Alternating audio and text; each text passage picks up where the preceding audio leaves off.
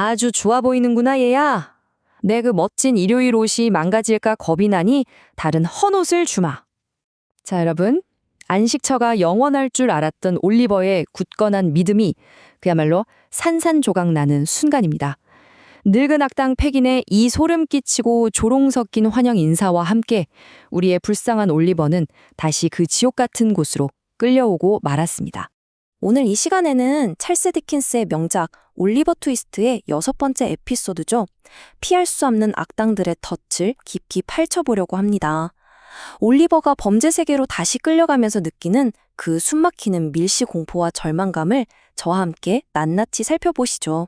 첫 번째 파트, 다시 어둠 속으로입니다. 무대는 안개가 자욱하게 낀 런던의 으스스한 거리로 이어집니다. 은인인 브라운 로우 씨의 심부름을 가던 순진무구한 올리버가 낸시와 잔혹한 강독 빌 사이크스에게 기습적으로 납치를 당하게 되는데요. 결국 또다시 그 축축하고 악취나는 지하세계로 질질 끌려가고 맙니다. 여기서 악당 사이크스는 단순히 힘으로만 올리버를 제압하는 게 아닙니다.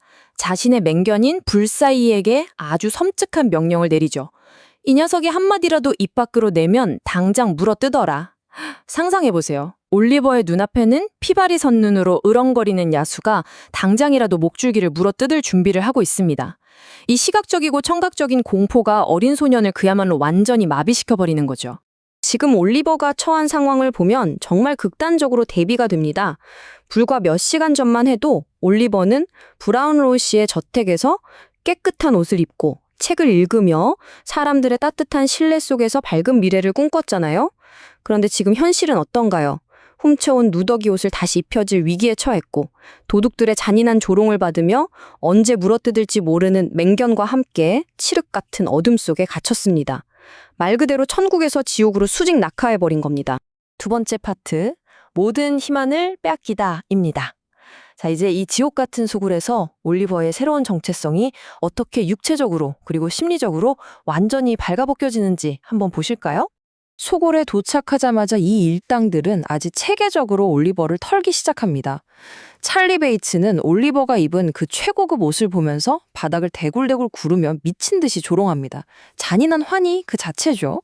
게다가 빌 사이크스는 브라운 로우 씨가 거스름돈으로 받아오라며 준 5파운드 지폐를 아주 거칠게 낚아채고 일당들은 반납하려던 그 비싼 책들마저 싹 다 빼앗아 버립니다. 올리버가 겪는 이 끔찍한 비참함을 그들은 그저 자기들만의 재밌는 코미디쯤으로 소비해버리는 거예요. 여기서 우리가 진짜 주목해야 할 핵심 포인트는 바로 이겁니다. 팩인이 거둔 가장 잔인한 승리는요, 단순히 올리버의 물건을 뺏은 게 아니라는 거예요. 팩인이 통쾌하게 웃으면서 이렇게 말하죠. 그들이 네가 훔쳤다고 생각하겠지. 맞습니다.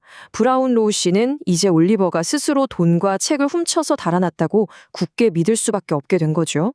이런 끔찍한 심리적 고립과 신뢰의 상실, 이게 바로 그 어떤 쇠창살보다 올리버를 완벽하게 가두는 진짜 감옥이 되는 겁니다. 세 번째 파트. 낸시의 필사적인 반항입니다. 이 엄청난 절망 속에서 올리버는 비명을 지르며 문 쪽으로 돌진해서 탈출을 시도하는데요. 화가 머리끝까지 난 패기는 옹이가 박힌 거친 나무 몽둥이를 집어들고 올리버를 사정없이 내리치려고 합니다. 바로 이때 이번 스토리에서 가장 폭발적이고 감정적인 사건이 터지죠. 다만이 보고만 있진 않겠어, 패긴. 그 애를 내버려도 안 그랬다간 내 목이 교수대에 매달리기 전에 당신들 중 하나를 내가 먼저 끝장내버릴 테니까. 와, 정말 놀랍게도 낸시가 달려들어서 패긴의 몽둥이를 격렬하게 뺏어버립니다.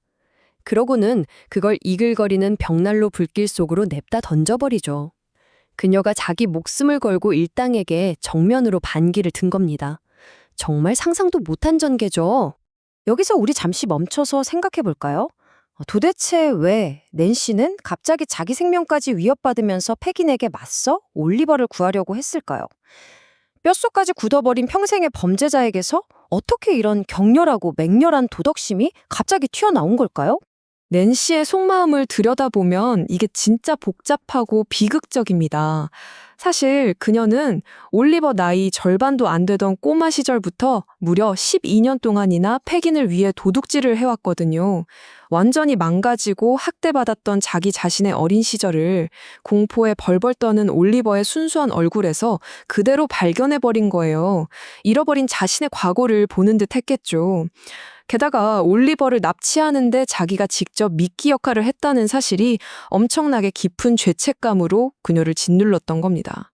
네 번째 파트, 사악한 음모의 전개입니다. 안타깝게도 낸시의 눈물겨운 반항은 그리 오래가지 못했습니다. 패긴의 이런 교활한 심리 조작 이면에는 사실 훨씬 더 차갑고 철저하게 계산된 거대한 물리적 위협이 도사리고 있었거든요. 바로 채씨 저택 빈집털이 작전입니다. 사이크스가 부유한 외곽 저택을 통째로 털기 위해서 아주 치밀한 계획을 세워뒀어요. 그런데 여기엔 딱 하나의 치명적인 조건이 있었습니다. 집 안으로 먼저 쏙 들어가서 현관문을 열어주려면 그 아주 작은 창문을 통과할 수 있을 만큼 체구가 유난히 작은 소년이 무조건 절대적으로 필요했던 거죠. 그리고 그 조건에 공포에 질려 앙상하게 마른 우리의 올리버가 아주 완벽하게 들어맞았던 겁니다. 사이크스는 패긴에게 아주 무자비하게 경고를 날립니다. 가짜로 겁주는 게 아니야. 만약 이 녀석이 일터에서 허튼 수작을 부리면 넌 이 애를 살아서 다시 보지 못할 거다. 사이크스의 이 타협 없는 폭력성, 그리고 올리버가 범죄에 완벽하게 복종하지 않으면 가차 없이 죽여버리겠다는 이 섬뜩한 약속이 진짜 피고에 와닿을 정도로 오싹하게 느껴지시죠? 마지막 5번째 파트, 장전된 권총입니다. 자, 여기서 정말 소름 끼치는 부분은요. 이제 올리버가 완전히 사이크스의 물리적 통제 아래로 넘겨진다는 점입니다. 우리 조금만 템포를 늦추고 이 숨막히는 밀실의 팽팽한 긴장감 속으로 함께 들어가 보시죠. 다음 날 밤, 사이크스는 벌벌 떨고 있는 올리버를 아주 거칠게 잡아 끌어 의자에 앉힙니다. 그러고는 이렇게 말하죠. 이리 와라 꼬마야. 지금부터 내게 훈계를 하나 할 텐데 단번에 알아듣는 게 좋을 거다.